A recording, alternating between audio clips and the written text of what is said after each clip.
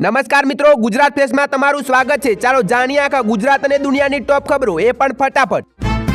મિત્રો પહેલી અને મહત્વની વાત કરીએ તો ગુજરાતના નેશનલ હાઈવે પરથી છેલ્લા 5 વર્ષ દરમિયાન કુલ 20,383 કરોડ રૂપિયાનો ટોલ ટેક્સ વસૂલાયો હોવાનું કેન્દ્ર સરકારે માહિતી આપી છે। મિત્રો આ માહિતી સંસદમાં પૂછાયેલા એક પ્રશ્નના જવાબમાં આપવામાં આવી હતી।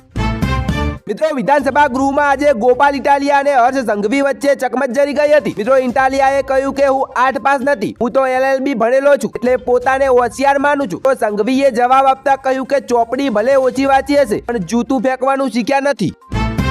મિત્રો કમાન્ડરે 11 માર્ચના રોજ દુનિયાને ગંભીર ચેતવણી આપતા જણાવ્યું હતું કે જો ખાડી વિસ્તારમાં અશાંતિ ચાલુ રહેશે તો ઓઇલના ભાવ $200 પ્રતિ બેરલ સુધી પહોંચી શકે છે। મિત્રો અમેરિકા અને ઇઝરાયલના જોરદાર હુમલા વચ્ચે ઈરાન વળતો પ્રહાર કરીને દુનિયાભરમાં ઓઇલ સપ્લાય ખોરવી નાખવાની ક્ષમતા ધરાવે છે। મિત્રો યુદ્ધ લંબાય તો ઓઇલ સપ્લાય પર ખતરો મંડરાઈ શકે છે। મિત્રો દુનિયાના કુલ ઓઇલ સપ્લાયનો 5મો ભાગ જ્યાંથી પસાર થાય છે તે સ્ટ્રેટ ઓફ હોર્મુઝ હાલ બંધ જેવી સ્થિતિમાં છે। ઈરાને સ્પષ્ટ કર્યું છે કે જ્યાં સુધી હુમલા બંધ નહીં થાય ત્યાં સુધી તે અહીંથી ઓઇલ પસાર થવા દેશે નહીં।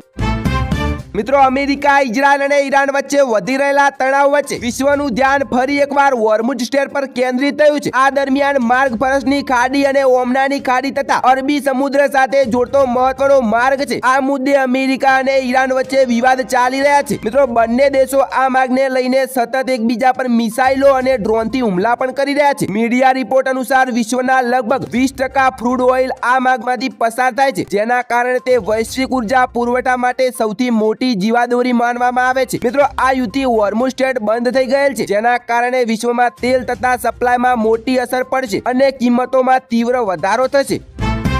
મિત્રો રાજ્યમાં મોટા ભાગના શહેરમાં તાપમાન 40 ડિગ્રીને પાર થઈ ગયું છે। દીવ કે જ્યાં માર્ચના તાપમાન 37 ડિગ્રીની આસપાસ રહેતું હોય છે ત્યાં 41.3 ડિગ્રી તાપમાન નોંધાયું છે, જેને 100 વર્ષનો રેકોર્ડ તોડી દીધો છે।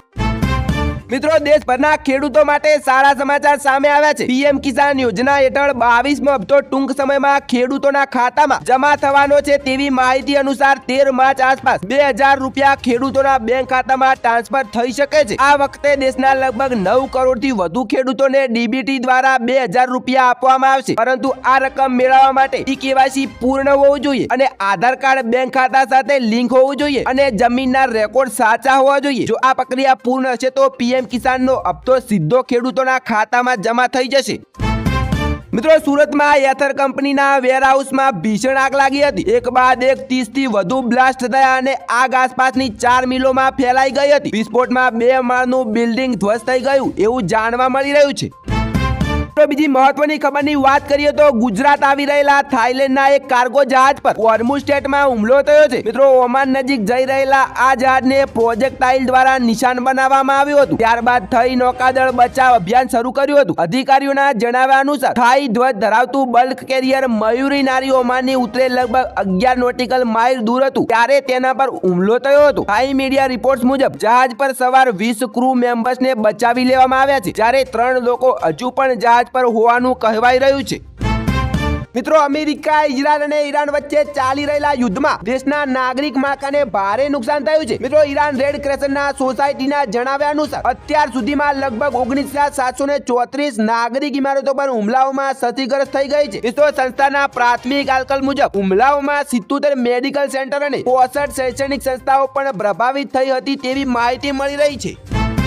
મિત્રો એક મોટી ઘટના થતા ટળી ગઈ છે। થાઈલેન્ડમાં એર ઇન્ડિયા એક્સપ્રેસની ફ્લાઇટ બુધવારે બપોરે લેન્ડિંગ દરમિયાન અકસ્માતનો ભોગ બની હતી। મિત્રો વિમાન રનવે પર ઉતરતા જ તેનું નોઝ ગિયર તૂટી ગયું અને આગળનું પૈડું અલગ થઈ ગયું હતું। આ ફ્લાઇટ હૈદરાબાદથી ફુકેટ જઈ રહી હતી। મિત્રો થાઈ અખબાર ધ નેશનલ અનુસાર ઘટના બાદ થોડા સમય માટે રનવે બંધ કરવો પડ્યો હતો। જોકે વિમાનમાં સવાર તમામ 133 મુસાફરોને સુરક્ષિત રીતે બહાર કાઢી લેવામાં આવ્યા હતા અને કોઈને ઘાયલ થવાના સમાચાર નથી।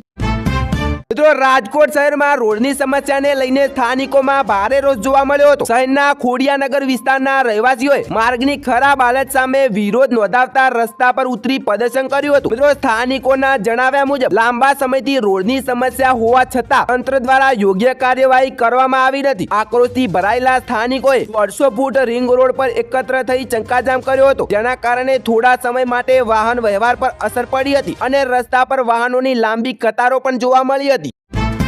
મિત્રો દરરોજ તાજા અને મહત્વના સમાચાર જોવા માટે આપણી ચેનલ ગુજરાત પ્લેસને સબસ્ક્રાઇબ કરી લેજો અને બેલ આઇકનને ઓલ પર સેટ કરી લેજો, જેથી દરેક મહત્વની ખબરો સૌથી પહેલા તમને મળી રહે. તો ધન્યવાદ.